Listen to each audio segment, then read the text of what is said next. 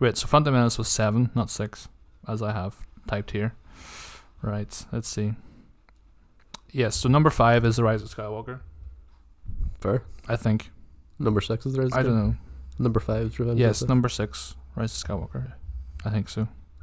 I'm trying to work it out in my head. If it is or not. You really messed yourself up. This list. So Revenge of the Sith or Rise of Skywalker, what's better? What do I think's better? It's close like. Cheapers.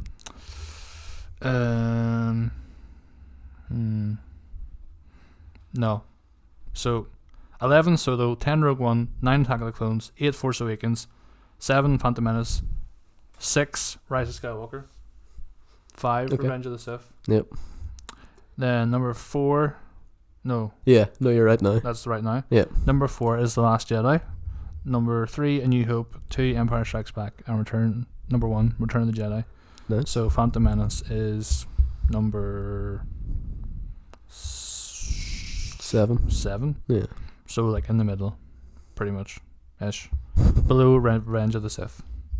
So that's my ranking. It's a pretty interesting list. We'll keep that there for reference if we need. Aye. So So, you can fire away. okay. My list would be number 11, Attack of the Clones. Like, that film is just so cringy and weird for me. I just, yeah. So much CGI as well. And some of it didn't really work, like at the end, the big battle scene. Okay. 11, Attack of the Clones. Number 10 would be Phantom Menace. Even though it does have the cool lightsaber at the end of it. Lightsaber battle at the end of it. Number 9, Solo. It's highly forgettable, but Solo above Phantom Menace. I think so. Because it is a better made movie, I'm willing to put it over Phantom Menace. Fair. Even though Phantom Menace is a better Star Wars movie. Number 8, Rogue One. Number 7, Revenge of the Sith. Number 6, The Rise of Skywalker. Number 5, The Last Jedi. Number 4, The Force Awakens. Number 3, New Hope. Number 2, Empire Strikes Back. And number 1, Return of the Jedi. So number 5, Force Awakens. Number 4 was number 4. No wait. Number 7, Rise of Skywalker. No, Revenge of the Sith. Yeah. Number 6 was Rise of Skywalker. Yeah. On Jippers. Then number 5 was Force Awakens. Or Last Jedi. Last Jedi. Number 5. Yeah. I put Last Jedi higher than, or lower than Force Awakens. Number 4 was Force Awakens. Yeah. Excuse me. And then number 3 was And New Hope. New Hope. Number 2 was Jedi. Number 2 was Empire. Empire. And 1 was Jedi. Where it deserves to be. Oh, aye. Right, I'm going to explain why Return of the Jedi is better. Go for it. Hopefully you agree. Well, do you agree? But my specific reason. Mm-hmm. So, the Battle of Hoth is not as interesting as Jabba's Palace. So that's the two beginnings. I actually disagree with that, but go for it. That's my first reason. Yeah. Second, so the middle section of the film, Empire Strikes Back, is miles better. Like the whole Yoda stuff, Dagobah, that's all so much more interesting than what happens in Return of the Jedi in the middle. Yeah, okay. But the ending is, like, that final lightsaber battle in 6, I think, is better than 5. Yeah. And it's a bit more exciting because in 5 the rest of the characters are kind of just like running away for half an hour. Yeah. Round Bespin. Pretty much. So I mean, it's not, number 6 isn't miles better than 5. It's just marginally my preference. Yeah, the whole final act to Return of the Jedi is just peak Star Wars.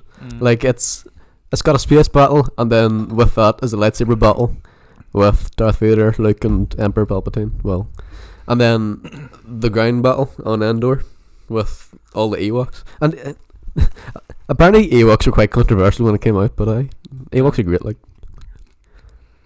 and they're good crack as well. Awooga! Right. So that is our review of number 9. That is our list done. Yeah. And we will now move on to what number 9 could have been. Right. So, Could have been a lot. Jeepers.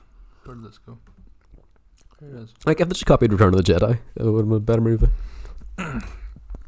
So, on Reddit, the Reddit is called Saltier Than Great, which was from Last Jedi, the planet of salt.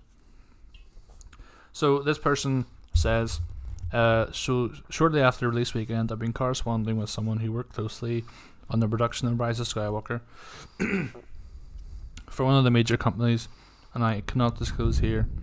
I verified the source, blah blah blah, bullet point form.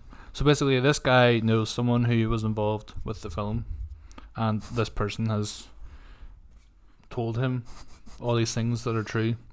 We don't know if they are true. No, that's like the equivalent of saying, my dad works for George Lucas. But they seem plausible, Yeah, I'd say. yeah. Yeah. And when it goes into studio interference, there's definitely interference. Yeah. So there's some bullet points here, so let's go through them. So first one says, the leakers of Tross, Rise of Skywalker, had an agenda and are tied to Disney directly. My source confessed that they have an agenda as well, and that they struggle with ignoring what's been happening to someone who they think doesn't deserve it. Which I think is J.J. Abrams, I mean. Let's see.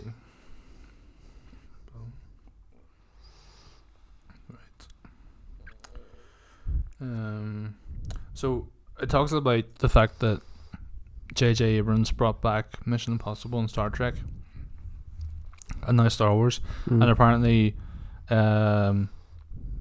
DC want J.J. Abrams to make a film. So this kind of, a few points in this kind of suggest that Disney wanted Rise of Skywalker to look bad so that J.J. wouldn't get hired for DC, which I don't think is true. No. Like, why would they risk their film that bad? Yeah. Just so he didn't join DC. So I think that part isn't really true. And JJ was already being hired in DC, whether or not this Star Wars was going to succeed or not. So another bullet point says, my source mentioned this shortly after the premiere, and then the quote says, the Rise of Skywalker we saw last night was not the Rise of Skywalker we thought we worked on. So it goes on to say that JJ was blindsided by a whole lot of things, that apparently they changed a lot of stuff without telling him, like behind his back. So JJ's original agreement when he signed on was indicating that he would have more creative control. It became evident that this wasn't the case a couple weeks into shooting. It also says here, JJ wanted to do some scenes he thought were important, but Disney shut it down, citing budgetary reasons. Why does Disney have budgetary concerns? I mean, surely they're absolutely loaded. Well, I can't remember how much they spent to actually buy Star Wars off George Lucas, but I'm sure they had numbers in mind for their whole trilogy, to like each individual film for it to make, for them to eventually make a good, decent profit. Like the whole point of buying Star Wars is to just make money.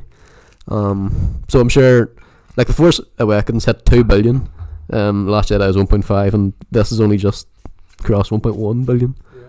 So I'm sure that wasn't like the amount that they were looking. So I can see kinda. Maybe they stepped in a few of JJ's more decent ideas to say that they don't have the budget for it, but I mean, I don't know how plausible it is. Yeah. May 2019, JJ argued that those scenes were crucial. He had to let go of one of the scenes. The other scene he insisted on was approved at first. He did reshoots and additional photography in July. So, did you see the bit they came out with Kevin Smith? Do you know the director, Kevin Smith? Yeah. And he was interviewed, and it said that the ending, he said that the ending will blow your mind. Oops, sorry. Aye. So, it says here, the ending that will blow your mind was part of this. Older actors were included, like Hayden, Ewan, and Samuel, and anyone who wasn't animated. The Force Ghosts weren't meant to be voices because they shot footage on camera. The actors were in costumes. Rey was supposed to be surrounded by Force Ghosts to serve as a sort of barrier between her and the Sith surrounding them. So, I mean, at first I thought that would have been cool, but it also might have been a bit weird to like Hayden Christensen, Ewan McGregor, and Samuel L. Jackson haven't been in a Star Wars film for like 14 years. Yeah. So it might be a bit weird if they just suddenly. I would much rather Hayden Christensen came back just as one scene with him and Kylo. That would have worked a lot better. I think. But yeah, I mean, having old actors back is some very heavy fan service, and it sounds like a great selling point for Disney Plus. But I don't know if, 'cause, like, I think they actually do have a scene like that, and they're waiting to use it. Yeah. If that makes sense. So he goes on to say that a source thinks that they cut out the ghosts because of China, and that apparently in Chinese culture, they're not fans of ghosts, and there was a certain shade of blue they could use for look or something